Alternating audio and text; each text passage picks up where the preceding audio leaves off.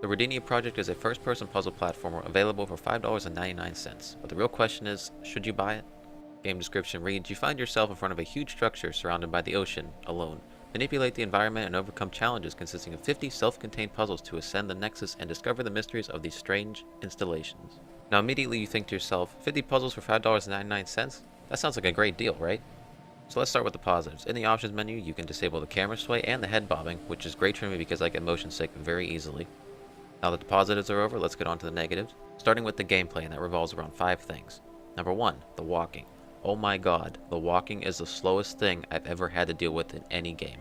It's ridiculous. But don't worry, apparently there was an update in August that doubles the walking speed only in the hub world after holding forward for 8 seconds. 8 whole seconds you have to walk at this snail's pace. I'm going to show you how fast you can get from point A, right whenever you start the game, to the first puzzle. Keep in mind you only speed up through the hub world. You cannot speed up during the test, so you're stuck with that snail's pace, slow-ass walking the whole way through.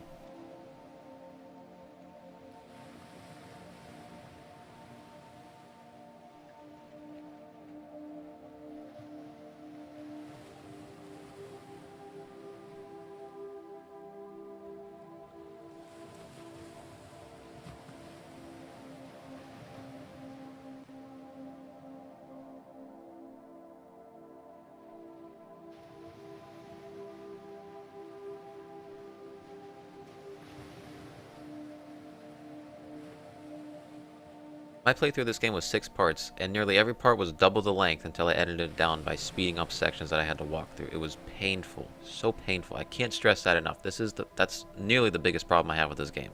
Number 2, picking up and placing down 2 types of cubes on the buttons with left mouse button, or you throw them with the right mouse button. One cube looks similar to Portal and Talos Principles, and one just looks like someone sat on it. I'm not sure why, but you very rarely use the flat cube. Throwing the cube feels very clunky, and at certain angles you can't really tell where it's going to land at. There's a thin line showing you exactly where it's going to land, but it doesn't account for the whole cube, so you'll be bouncing it off walls and angles that you didn't think it was going to hit, because the line shows it's going to go over there, but the cube doesn't actually go over there. Number 3, cube stacking. This is hands down the most broken thing I've ever seen in a game. You're able to cheat past parts of a level, and in some cases, I think I did like 4 or 5 levels where I skipped the whole entire level just from cube stacking. There is a glitch, I haven't figured out exactly why it happens, but you're able to use 1 cube to jump up on a ledge that usually requires 2. I'm not sure what causes it yet. I've tried it, experimented with it, I still can't figure it out. It just happens randomly. But here's my biggest problem with this game. They hand these cubes out like it's Halloween candy.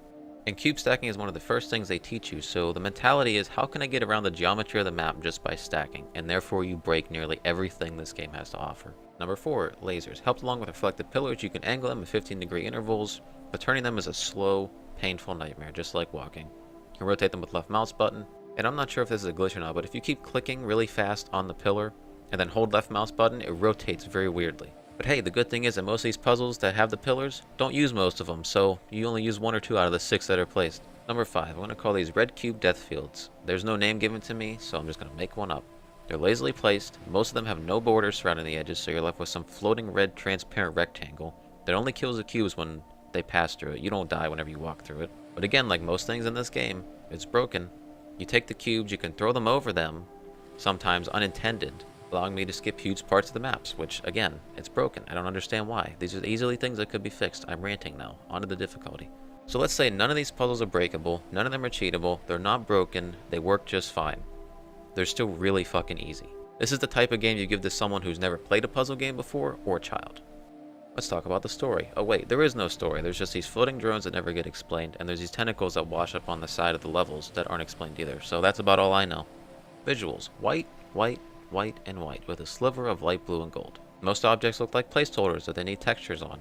The music is a boring, looping ambient soundtrack, which is what I've been playing in the background of this video, so here, take a listen to it.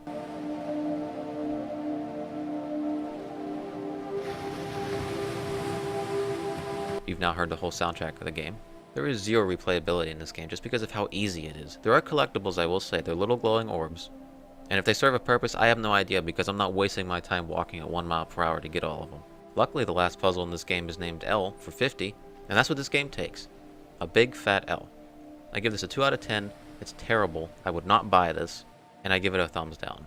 If you would like me to review other games, please let me know. This is the first time I've done something like this, and it was very fun.